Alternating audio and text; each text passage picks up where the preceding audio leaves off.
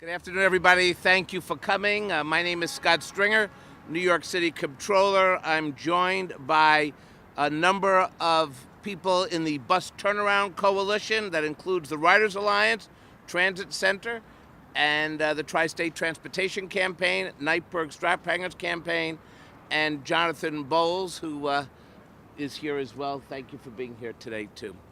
We all know that our subways are in a state of crisis. For 40 years, our train system deteriorated. With a failure to plan, the can was kicked down the road. And it's led to delays and frustration that New Yorkers now feel every day. But today, we're releasing a new report about the other transit crisis. It's our bus system. Our new analysis shows that New York City's bus system is losing riders at an extraordinary pace. In the last 8 years alone, MTA buses have lost 100 million passenger trips. Think about it, 100 million. And today, a typical city bus spends only half its time in motion. In Manhattan, some bus lines now travel just 3 or 4 miles per hour. System-wide, it's just 7 miles per hour on average. You could almost walk quicker than take a bus. New York City now has the slowest buses of any big city in America. Routes are unreliable, congested, and meandering. Many of them were designed more than a half century ago. And over the past 20 years, our economy has evolved, but our bus system has not. Today, New Yorkers are commuting within their own borough to get to work instead of coming to Manhattan. From 2005 to 2015, the number of Bronx residents commuting within their home borough jumped 48%. In Brooklyn, the number rose by 41%, and in Queens by 34%. Many of these riders are service employees who work at all hours of the night. And yet the MTA is planning like we're still a 9-to-5 city. Twice more buses run at 7 a.m. as they do at 7 p.m. And that fails the increasing number of New Yorkers who work nights or off-peak hours.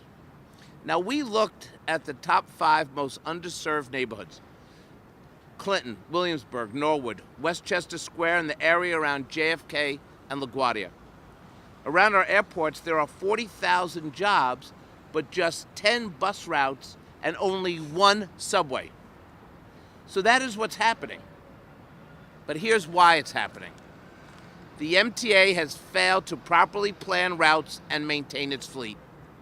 Meanwhile, City DOT has taken a go-slow approach to the enforcement of bus lanes and innovations that could speed up travel.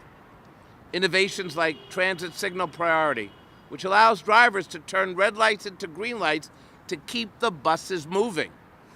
Los Angeles, London, Zurich, they're all racing ahead of us when it comes to TSP. But here in New York, it's barely used because the MTA, which controls the buses, and the city, which controls the streetlights, can't coordinate effectively. Here is who our crisis affects most. 55% of bus riders are foreign-born. 75% are New Yorkers of color. The average income of bus commuters is about $28,000. They're also more likely to be a little older. This isn't just about our buses.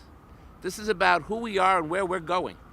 The senior who's traveling to their center for lunch, the nurse who's working that late shift at the hospital, the parent working 2 jobs just to make ends meet. They depend on our bus system. And that's why our report makes critical recommendations we need to launch today. First, the MTA DOT and the Department of City Planning must take a fresh look at the bus network and do a top-to-bottom review immediately. We need to better align routes with new job centers and adapt our systems to meet those evolving needs. Second, the City Department of Transportation needs to immediately improve the maintenance, enforcement, and design of the bus lane. DOT has to emphasize dedicated lanes outside of the select bus service corridors to help move and speed everything along. Right now, we are moving at a snail's pace. The MTA must increase the frequency of buses in off-peak hours. And finally, we need to make sure seniors and those with disabilities are served by more shelters and along more routes. If we're going to lead in the 21st century, then we need a transit system that's best in class. Let this report be a wake-up call for all of us, not just to focus only on subways, but on our buses as well. We have the best transit network in the world if we use it. Subways and buses are interconnected. Our entire economy depends on the bus grid as well as the subway grid. Today, this report is a blueprint for action, a blueprint for change. And let me say just one last thing. There is an urgency to all this. This cannot wait another 10, 20, 30, 40 years.